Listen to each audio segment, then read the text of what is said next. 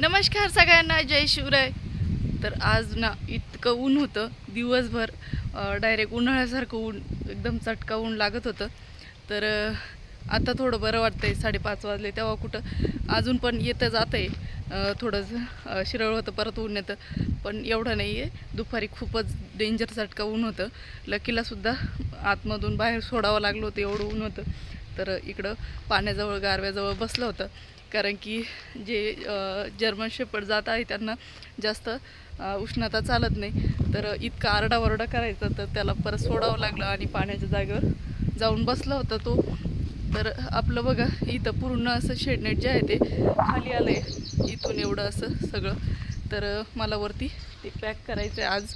तर रोजचं रोज काही ना काही काम करून घेते, कारण की पाऊस तर आता काही सांगता नाहीत कधी येतो, पण जर आला तर बाकीचे शेतीचे कामं सुरू होतील. त्याच्यामुळं मग हे बारीक बारीक कामांकडं लक्ष जात नाही. तर आता रिकाम पण आहे, तर म्हटलं चला हे काम पण करून घेऊ. हवा पण खूप आहे, पण थोडंसं लावून धरलं तर होऊन जाईल. तर पहिले मला वरती जाऊन त्याच्यावर शेळ्या बघा इकडं पळत आल्या होत्या. तर शेळ्या बघा, आज काही व्यवस्थित शेळ्या चरत नव्हत्या. तर त्या चरता चरता जशा सुटल्या तशा डायरेक्ट फार्मवरती. तर ते बोलले की त्यासारख्या आज पळपळ करत आहे, त्याच्यामुळे त्यांना शेडमध्येच काहीतरी खायला टाकावं लागणार आहे. त्याच्यामुळे त्यांना दिले मध्ये टाकून, आणि मी हे काम करून घेते याचं शेडनेटचं. हवा खूप आहे, पण तरी पण करते. हवेने ते ना जास्तीत जास्त उडतं आहे, तारी जास्त बांधावं लागतील त्याला. तर इथं आहे ना अशी तात्पुरती गाठण बांधून दिली होती, तर ती सुटली आता मस्त ओढल्याने. आणि आता तारीने ते पॅक करून घेते. शेळ्या बघ किती आरडाओरडा करताय. जोपर्यंत जेव्हा बाहेर होत्या तेव्हा चरलं नाही, आता बाहेर सोडायसाठी त्याचा आरडाओरडा चालला आहे. तर चला मी पटपट आता शेडनेट पॅक करून घेते.